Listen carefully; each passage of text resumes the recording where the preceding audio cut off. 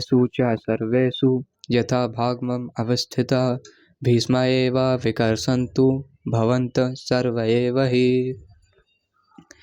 अब इसका उच्चारण करते हैं, मेरे पीछे पीछे बोलना। अन्येषु च सर्वेषु, अन्येषु च सर्वेषु, अन्येषु च सर्वेषु यथा भागमम् अवस्थितः, यथा भागमम् अवस्थितः, यथा भागमम् अवस्थितः भीष्म एव विकर्षन्तु, भीष्म एव विकर्षन्तु, भीष्म एव विकर्षन्तु भवन्तः सर्व एव हि, भवन्तः सर्व एव हि। अब वर्ड टू वर्ड मीनिंग जानते हैं इसका। अन्यसु, इन दी स्ट्रैटेजिक पॉइंट्स, च also, सर्वेषु everywhere, यथा भागमम as differently arranged, as differently arranged, अवस्थितः situated, भीष्मम unto grandfather भीष्मम, eva certainly, certainly, अभिरक्षन्तु should give support, भवन्तः you, survey all respectively, eva hi certainly।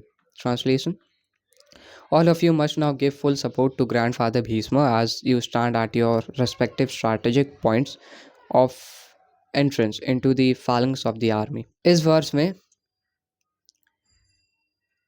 Duryodhan अपने आर्मी को एक सॉर्ट ऑफ ऑर्डर देता है कि तुम लोग जैसे खड़े हो वैसे रहो, अपना अपना पोजीशन मेंटेन करो तुम लोग, और ये दिमाग में रखते हुए साथ ही तुम्हारा एक सबसे बड़ा ड्यूटी रहेगा भीष्म को प्रोटेक्ट करने का। अपने पॉइंट्स में रहो, अपने पोजीशन में रहो, और साथ ही साथ भीष्म को फुल सपोर्ट दो, भीष्म को अच्छी तरह से प्रोटेक्ट करो। अब देखो, यहाँ पे ही दुर्योधन का एक डाउट पता चल जाता है। दुर्योधन को ऐसा बोला जाता है ना, डोंट जज a book by its cover. यही दुर्योधन एक मिस्टेक करता है। उसको लगता है कि भीष्म पितामह जो है बूढ़े हो गए हैं और वो अब सही से लड़ नहीं पाएंगे। क्या पता वो सामने से लड़ रहे, पीछे से कोई आक्रमण कर दे। इसलिए वो अपने आर्मी को बोलता है कि अच्छे से इनको प्रोटेक्ट करो। अभी तक हम लोग इतना पढ़ते हुए आ रहे हैं कि ये महारथी है, वो महारथी है, ये अधिरथी है।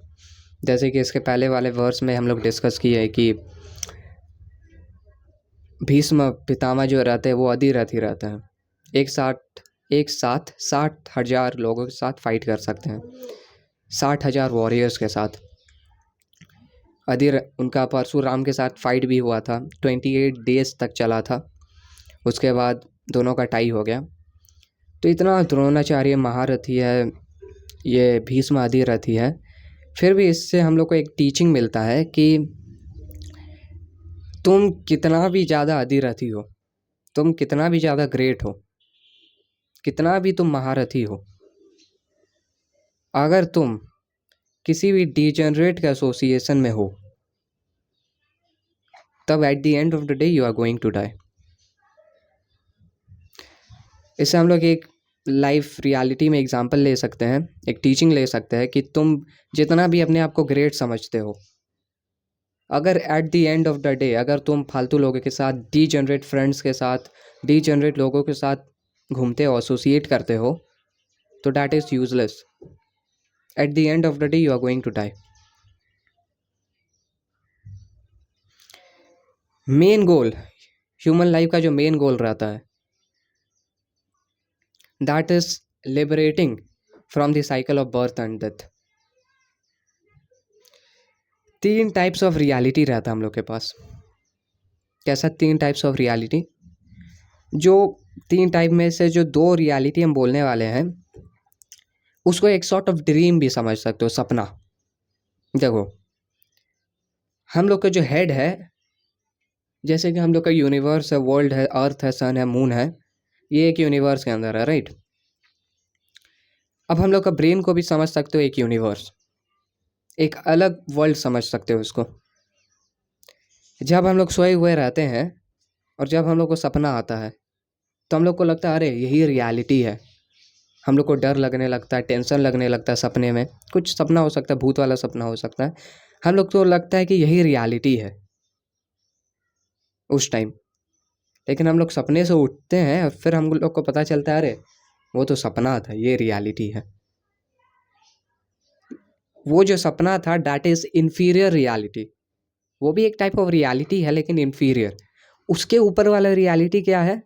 That is this world I am recording in front of camera, this all thing. इस उसके ऊपर वाला रियलिटी।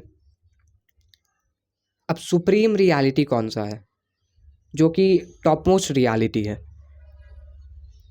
ऐसे हम लोग देखे पीछे तो हम लोग को लगता है अरे वो तो सपना था, ये रियलिटी है। अब आगे कौन सा है जिसमें हम लोग स्टेप करें तो लगे कि अरे ये तो सपना है, ये एक्चुअल रियलिटी है? That is spiritual sky, supreme reality. तो इससे हम लोग को पता चलता है कि हम लोग को ये गोल दिमाग में रखना है, ये चीज़ दिमाग में रखना है। और ये भी याद रखना है कि if you are great but still at the end of the day, if we associate with non-devotees or degenerate people, then that is of no use. Take care, Krishna.